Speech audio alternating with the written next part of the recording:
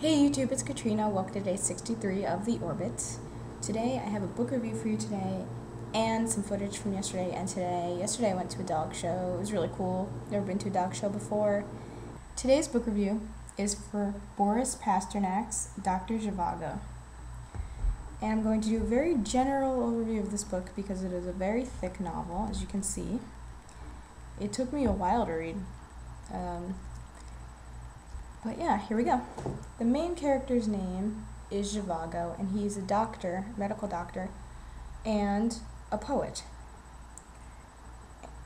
The basic premise of this book is that he gets torn apart from all these different forces in his life, including two women and the political uprisings that were going on in Russia or the Soviet Union at the time. So the backdrop actually for the book is the Russian Revolution of 1917 and the Russian Civil War from 1918 to 1921. This book took Pasternak a while to write, actually. There's pieces of it were written even back in like the 1910s and 20s. So it was kind of like he was writing it at the same time that some of these things were going on. But it was published in 1957, and it was not accepted in the Soviet Union at the time because there are some people believed to be kind of anti-Marxist and criticizing what was going on, so they wanted to censor it. So it got published in other countries because it got snuck out of the country, and became so well known. He actually won the Nobel Prize for Literature the next year, 1958. The sad thing about that, though, is that the author, Pasternak, got a lot of pressure from his native country because they didn't want him to get the Nobel Prize because he was kind of criticizing what they were doing. So he actually declined a Nobel Prize for his country, and he loved his country, but of course he's going to criticize it because he loves it. And wants to see it be better. So he actually did that.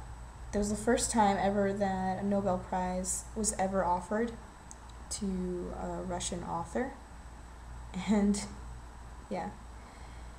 After he passed away, actually, his son received a Nobel Prize on his behalf in 1989, I think.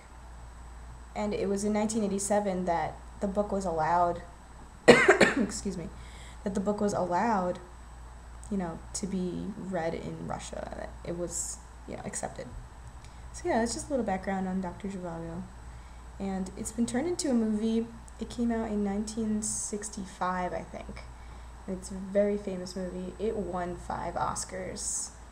So I actually haven't seen that movie, but I know somebody who has it on VHS, but they still have it, and I want to watch it because I wanted to wait to read the book first before I watched the movie, of course.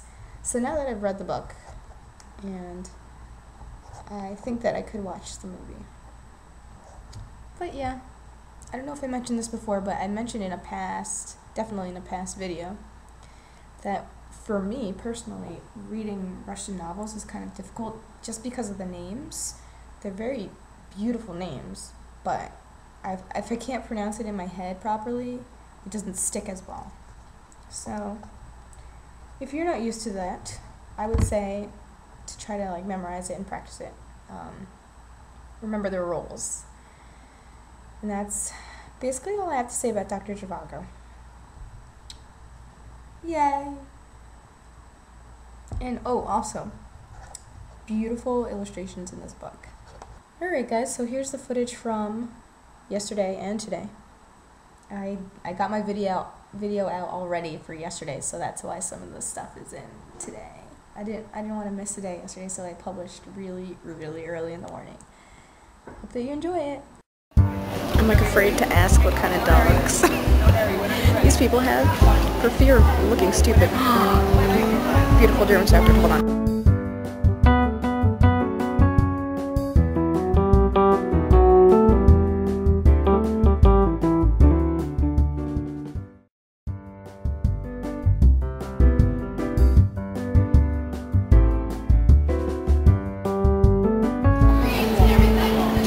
And